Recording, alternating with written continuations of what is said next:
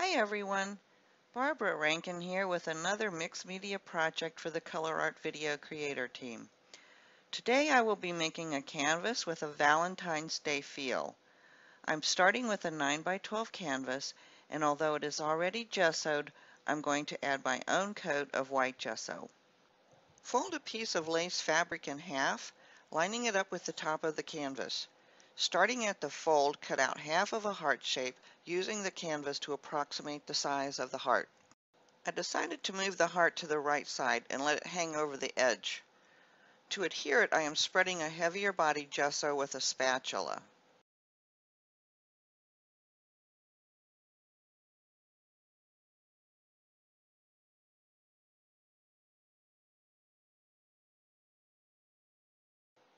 Add more gesso to the side and wrap the lace around the canvas to adhere it. Use a brayer to push the lace into the wet gesso. I liked the texture pattern I was getting on the brayer from the lace, so I decided to add this texture to the background. As I ran out of gesso on my brayer, I simply added more to the background and used the brayer to achieve more texture. Don't forget to add this texture to the sides of the canvas.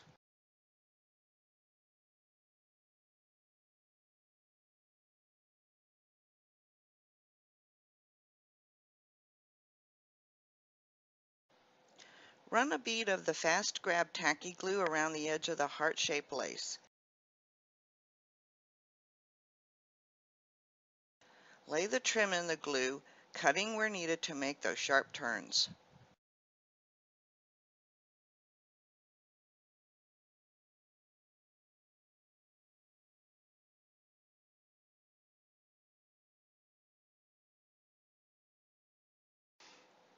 I'm going to add more texture to the background area using this Art Deco stencil and light molding paste.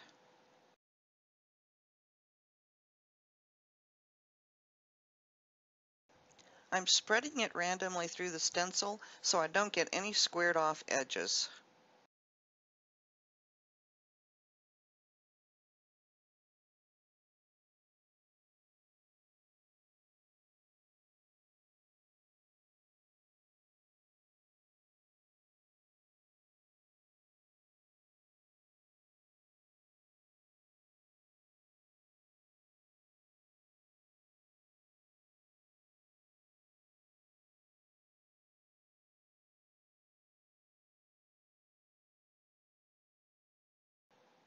I'm using a stiff mixed media brush to scrub the fuzzy peach color into the lace.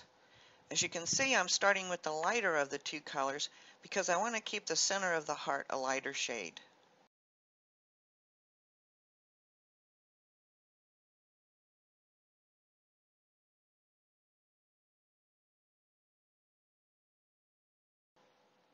Next, I'm painting the lace trim around the heart with that Love-Struck Silks.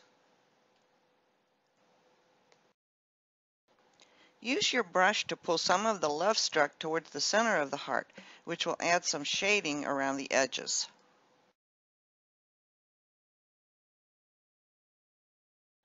For the background area, I've chosen two silks colors. The first one is Guatemalan green, and the second one is African jade.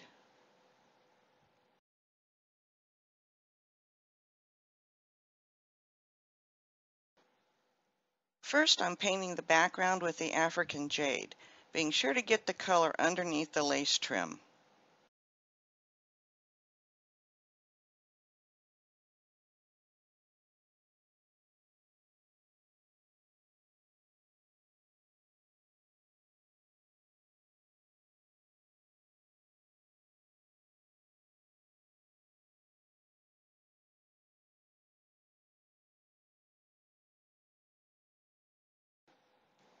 Next, I'm adding the Guatemalan green, but in a random fashion. I want some of the bluer African jade to show through too.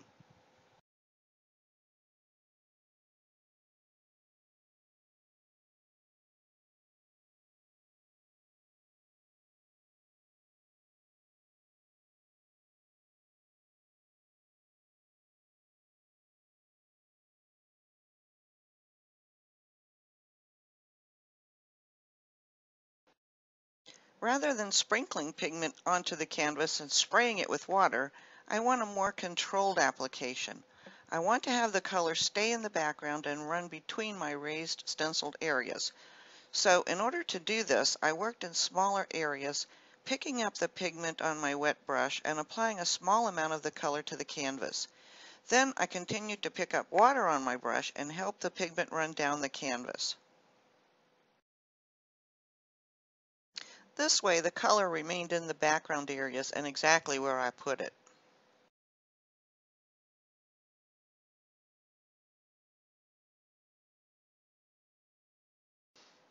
Here you can see on my brush how little pigment is needed for this. I continued to switch between the colors and added them randomly to the canvas for a bit of variety. Just continue to use the brush to add more water to the pigment to help it run down, or wherever it is needed to blend it out or to lighten it up.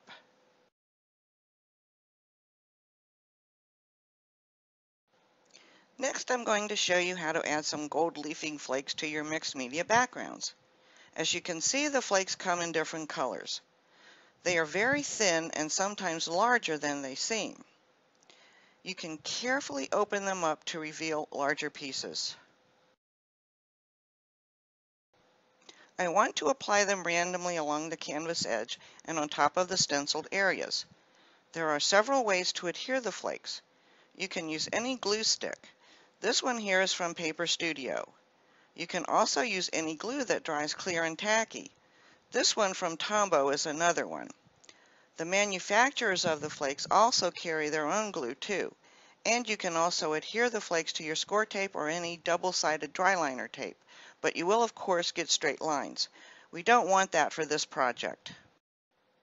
I like to use stiff, cheap brushes that are usually sold for kids' crafts to apply the glue. You can also use your fingers for different textures. I'm just applying an uneven coat of the glue stick glue to the edge and then gently pulling a piece of the gold flake apart and gently setting it down onto the glue. Be sure to cover the entire area of glue. It's hard to see, but you can feel the stickiness with your fingers. You want to keep some baby wipes nearby to clean the glue buildup off of your fingers. Otherwise, you may find you have more gold leaf on you than on your project.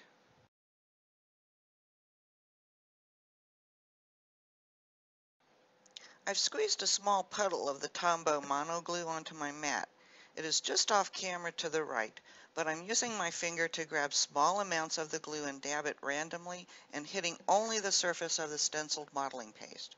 You will want to let this glue dry, and I did this in sections so I can more easily find the spots where the glue is applied.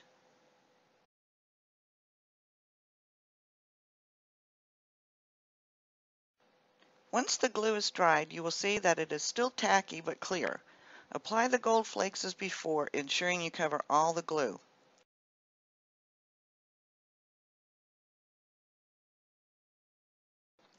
I'm going to remove the excess flakes using another clean, cheap, stiff bristled brush. If there are any flakes large enough to save, then put them back in your jar. Otherwise, just brush it off over a trash can.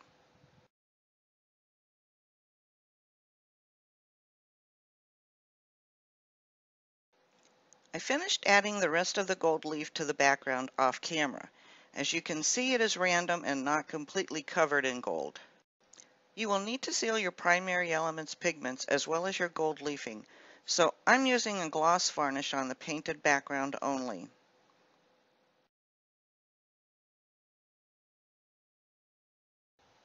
Time to embellish my canvas. I have this resin piece from Michaels that I think will be perfect for the center of my heart. Then I found these whirligigs I saved last spring as they fell off my Japanese maple tree. I think the color is a perfect match. I was thinking of adding some butterflies, and these look like butterfly wings to me. Let me see if I have enough and if I can match up sizes for a few butterflies. They are quite dry and a bit fragile, but I was able to gather enough for 3 butterflies. I will coat each one with some varnish or matte medium to protect and strengthen them before I add them to my canvas.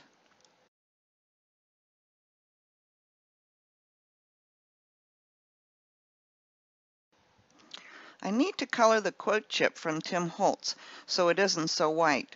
I used a baby white to pick up some fuzzy peach silks and wipe it across the chip, keeping the color rich but still translucent. Then I'll set it aside to dry. While that's drying, I'll use some fast grab tacky glue to adhere my resin embellishment to the center of the heart. As I mentioned earlier, I wanted to protect and strengthen these whirligig butterfly wings with some varnish before I adhere them to my canvas. I am using gloss varnish and coating both sides with it for maximum protection from breakage. I'll finish this off camera and come back when they are dry and ready to be glued into place. I found this quote in a package of quote chips from Tim Holtz, so I grabbed my Krylon Gold leaf pen and cut the words apart so that I could edge each one with it.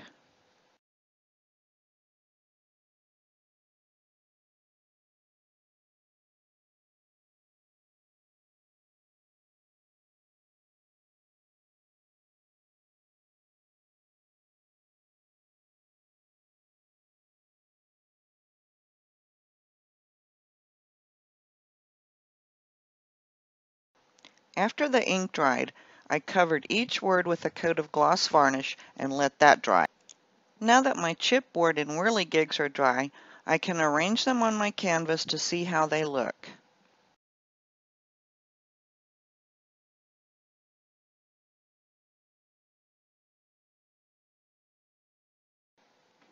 Once again, I'll use my old standby, Aleene's Fast Grab Tacky Glue, to glue everything in place.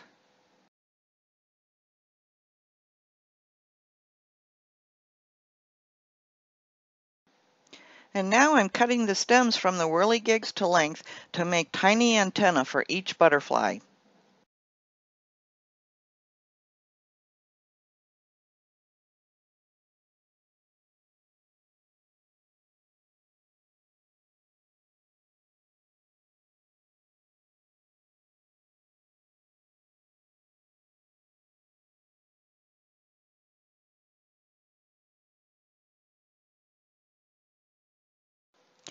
There are a couple of holes in my resin embellishment that need to be covered, so I chose these gemstones from Prima to fill them, and I'm using glossy accents to attach them.